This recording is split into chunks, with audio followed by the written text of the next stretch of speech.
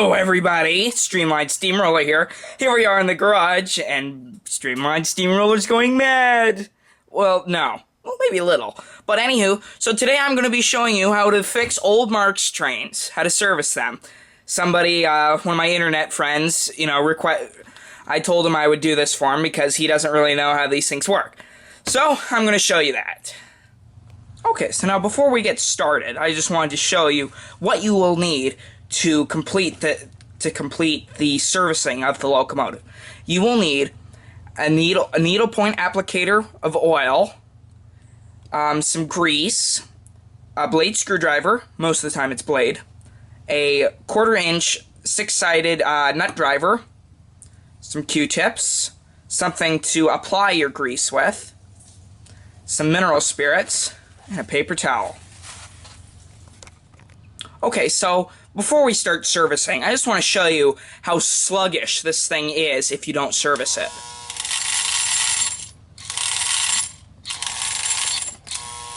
As you can see, it doesn't work all that well. And that was full throttle. So, we're going to go ahead and service it now. Okay, so we're going to start this reconditioning process by removing the screws that hold the motor in. You just need your little trusty screwdriver.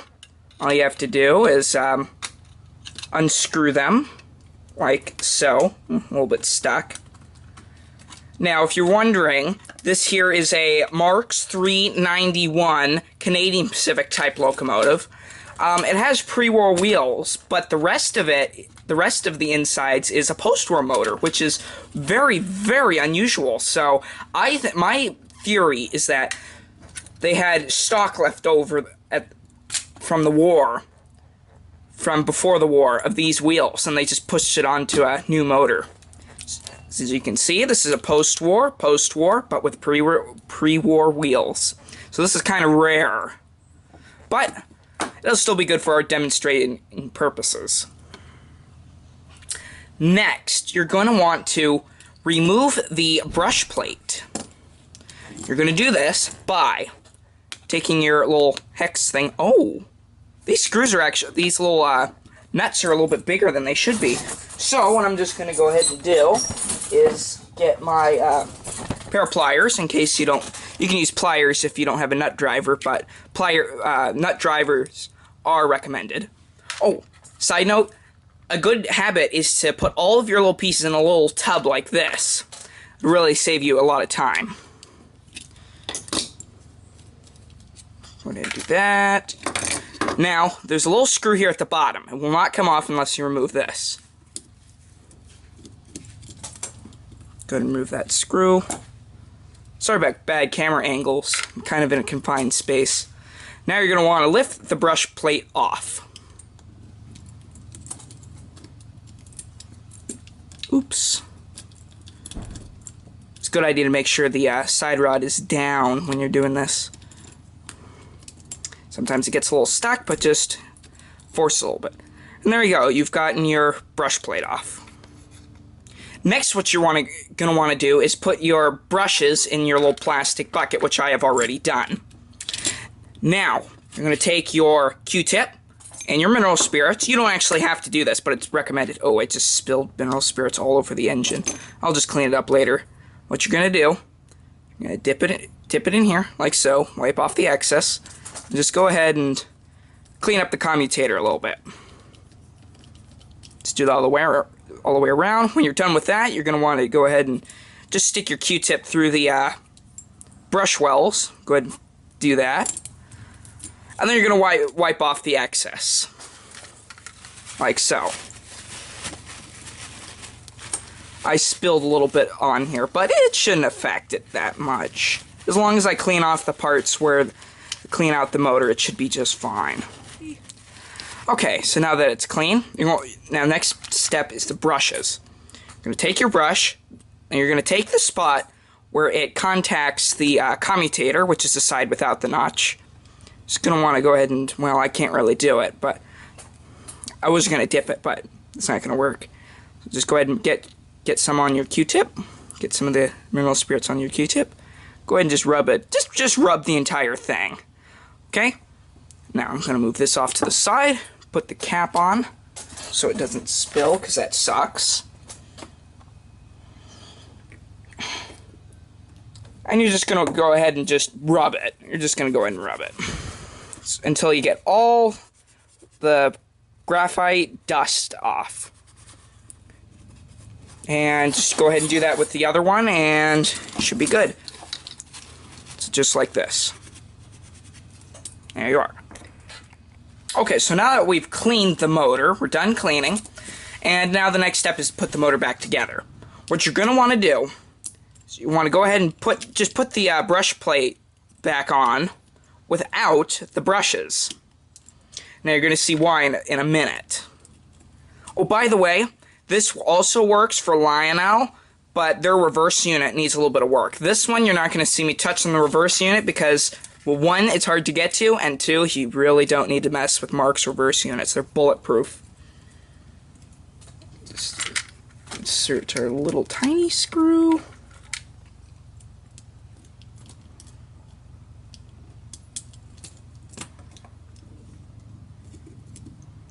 Like so.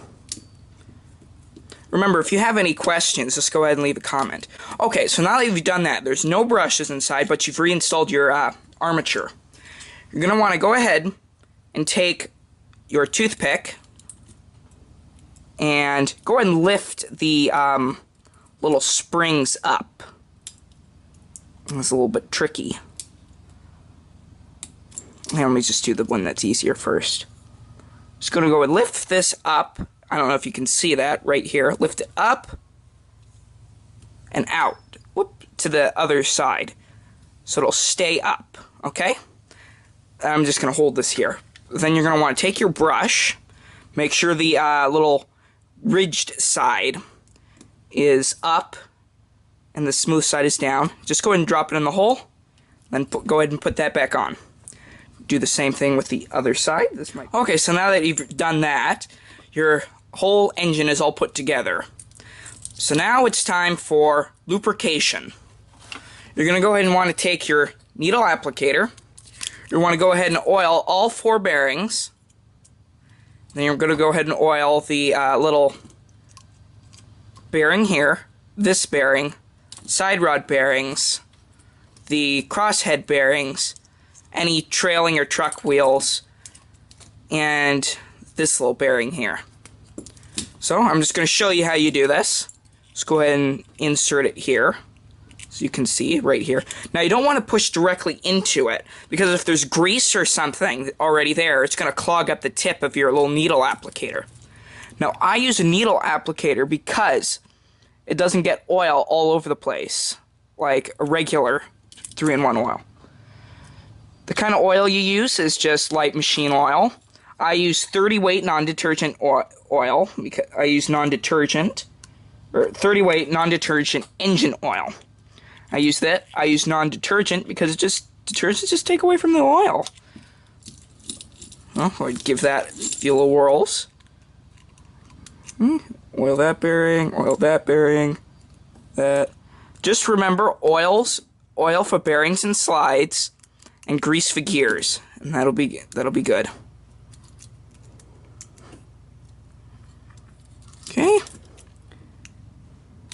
Now, if your locomotive, if it's very easy to turn it when you first get it, oil it anyway. Just do it, because that means it's worn out and nobody's oiled it in a while. Okay, so now that you've oiled, you're going to want to grease. I use white grease. I really shouldn't. It dries up after a while, but this is the only stuff I have. So you're just going to go ahead and take a little bit, put it on the tip, like so. Then go ahead and just slather it right on the gears, like so. Just kind of grind that in. And I don't know if you can tell yet, though, that it's getting a lot easier to turn this than it was before.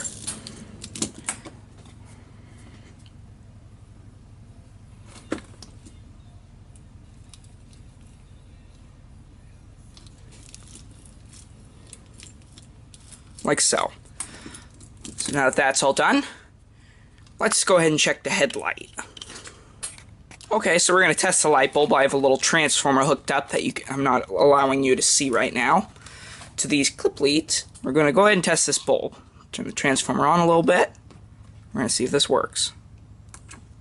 So, it looks like it works, so we don't have to replace that. If it does burn out, just get a 14 to 18 volt bulb, you know, with a, what is this, 1/2 inch socket, I think, and just go ahead and screw it in. And it's very simple to install this. All you have to do, screw it in like so. There you go. Okay, here comes the last step in our little reconditioning process, and that's just to reinstall the shell. It's very simple.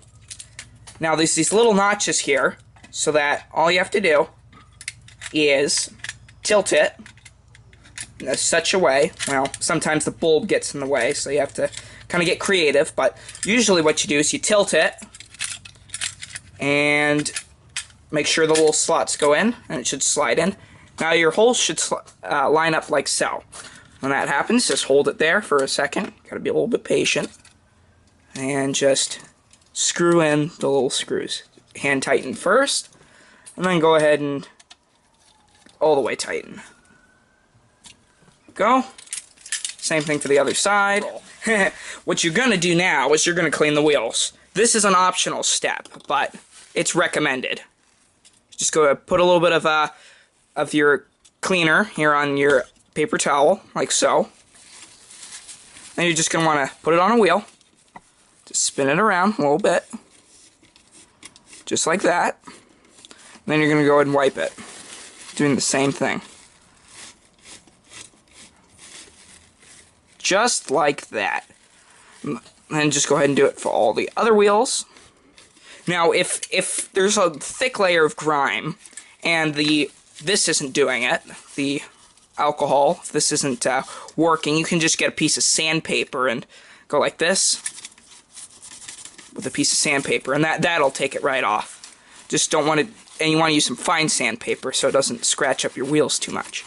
Okay, now that that's done, last step. This is truly the last step. You're going to want to go ahead and clean your center pickup. Do it to both ones, just like that. Rub it a bit, and clean it. Now your locomotive should be ready to roll. Okay, so your, well, almost last step, second to last step actually, is to just go ahead, once you get everything all put together, go ahead and test the motor. Go ahead and play with it, you know, different voltages, go full speed forward, full speed backwards. Just go ahead and play with it a little bit. Make sure it's working just fine. Make sure the headlight's working. Okay, so now that that step is done, after you're satisfied with the operating principle, well, once you're satisfied with how your locomotive operates, it's on to the last step. Okay, so your last step, it's kind of a no-brainer, and that's to have fun. It's not a real toy train unless you have fun.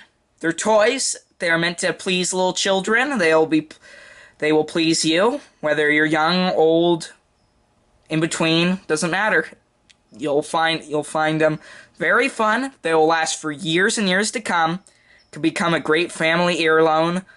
They'll be passed down from generation to generation. It's a little train set that gets set up around the tree. But they last for a long time, and you're going to have a lot of fun for a lot of years. A lot better than video games, in my opinion, and I'm 14. So anywho, I hope this video helped you. Long live toy trains. God bless ya. I hope you have fun with your toy trains. Hope it helped ya. See you in my next video. Bye.